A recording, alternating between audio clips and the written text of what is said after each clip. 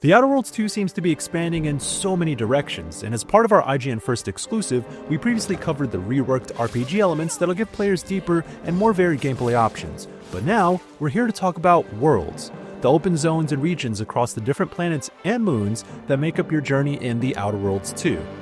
This time around, they're noticeably bigger, but bigger doesn't always mean better. So I talked with art director Daniel Alpert and game director Brandon Adler about how they're rewarding exploration, creating dense environments, and thinking about level design this time around.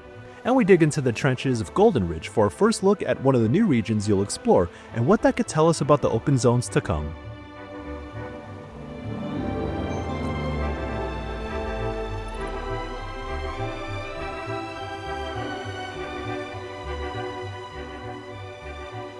We're definitely going more expansive than the first game. First game, we were very confined to like smaller hubs, overlands areas. Now we're utilizing Unreal Engine 5. We can have way more expansive worlds. From point A to point B is a much larger territory that we can cover. And in between those areas, we have lots of like little POIs and tinies that we can explore. Yeah, I mean, to piggyback on that, one of the very first things that we were targeting when we started the Outer Worlds 2 was to make these big, large, expansive areas. Really, it's what players kind of told us that they wanted the most out of the Outer Worlds 2, right? So, working with Daniel and the other directors, we sat down and we came up with a plan to how are we going to go do that, right? So we made sure that, with big open sight lines, and that we spent a lot of time and effort on making really cool looking POIs, point of interest, at distance to really kind of draw people and really also maybe kind of bring them off the beaten path a little bit. So like when they're heading over there, we made sure that like as you're rounding corners or you're doing things like that, you see like little pops of interest. And so, being able to like kind of draw the player in those different directions. But another element that was also kind of really important as we're kind of doing all of this stuff is making sure that it was very interesting when you get there. So we made sure that we like blanketed all of our areas with just cool, fun stuff to go do, nice loot to go find, cool stories to go unfold. Golden Ridge is an area on the moon of Dorado within the Arcadia system, and that's owned by the Protectorate faction. It is rich with resources, but not teeming with life. So the water is poisonous. It's desert-like, but it has this like kind of arid appearance. But as I said, it's really rich with resources, and this has caused factions to fight over this landscape. Yeah, I mean, the resource itself, Zeranium, is new to the Outer Worlds 2 and what that means, but it's the thing that powers all of Protectorate society. All the automechanicals and their major machines kind of run off of this stuff, which is one of the major reasons that everybody's kind of fighting over this. So that's kind of Golden Ridge's thing. Right, so you're going to get a lot of the same types of things, that we had in the first game, right? So you're going to have cool side quests, interesting characters to kind of go and meet and do all of that stuff. But we also made sure we added in a lot of cool little things for players to go find that are little collectible type things. We have like these toss ball cards. We had a few of them in the first game. We've added a ton of those things. You can collect them. You get cool bonuses for having that stuff. And again, another thing that was really, really important to us early on is making sure that we are telling cool, fun stories as well. Like that's part of the reward is you go into these areas and you get to learn about like the different NPCs that were inhabiting these areas, the different different characters you're just going to kind of go and meet throughout this whole thing. So that was another big thing, that there's not just a material reward, but it's a cool, fun story reward that just really enhances the whole process. One of the things that we do before we get into any area is we just have deep conversations about the overall story, not only just with the overall story itself, but the factions and kind of what they were doing, what's important to them. Why was anybody in Golden Ridge? And that kind of really sets the stage when we go to the artist and we're like, okay, there was a fight here. Here's what they were fighting over. Here's kind of why this ended up in the way that it is. We want the trench lines here, maybe for gameplay reasons, but here's why it makes sense story-wise. And then what usually happens at that point is the pods, mixtures of area designers, narrative designers, environment artists, they kind of get together and really kind of discuss, okay, well, like, here's the broad level idea. How do we get to, like, the core idea of, like, what is in here, the cool, fun little stories that we can tell with that backdrop. That's usually how we kind of go through our areas and kind of set that stuff up.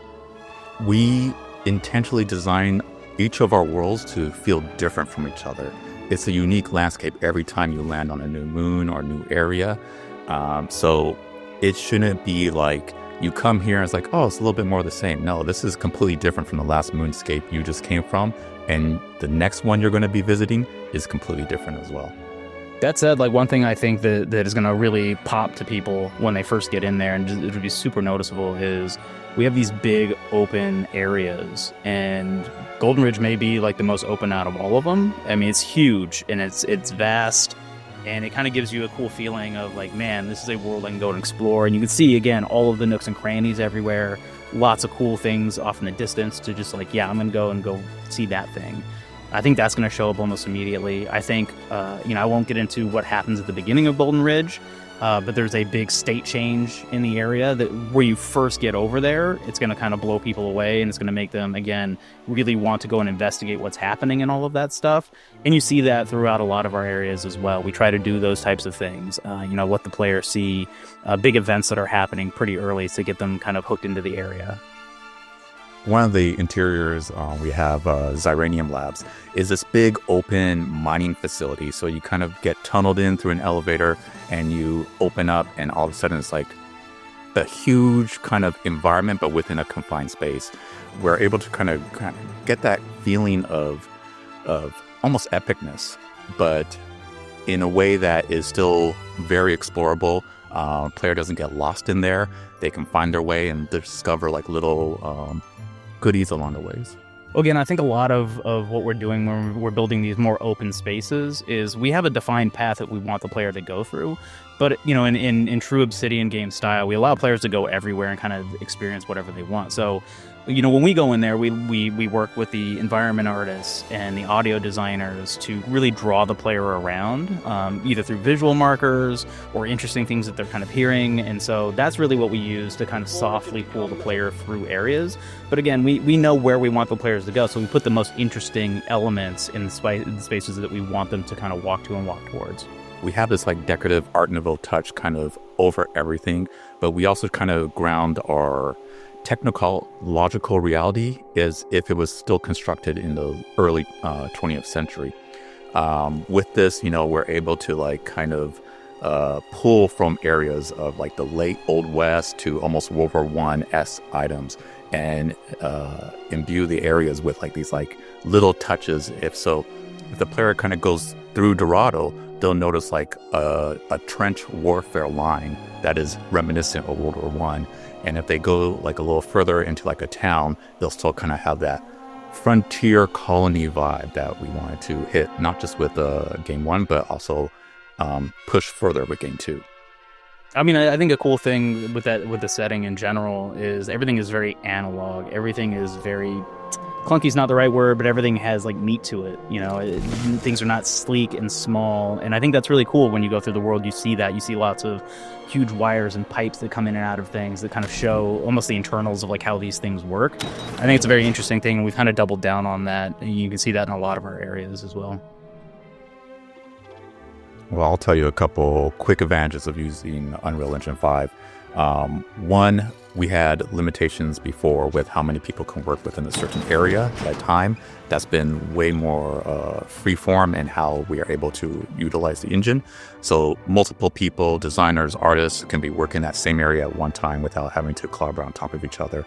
But the greatest advantage has been just the global illumination, real-time lighting, just being able to see and iterate on areas really fast has been just a game changer.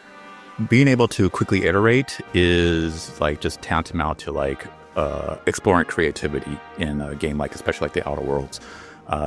If something just doesn't feel right, it's not working right, we can quickly prototype a change and see it in real time and play with it, and then get feedback from our game directors, our design directors, and we just run with it.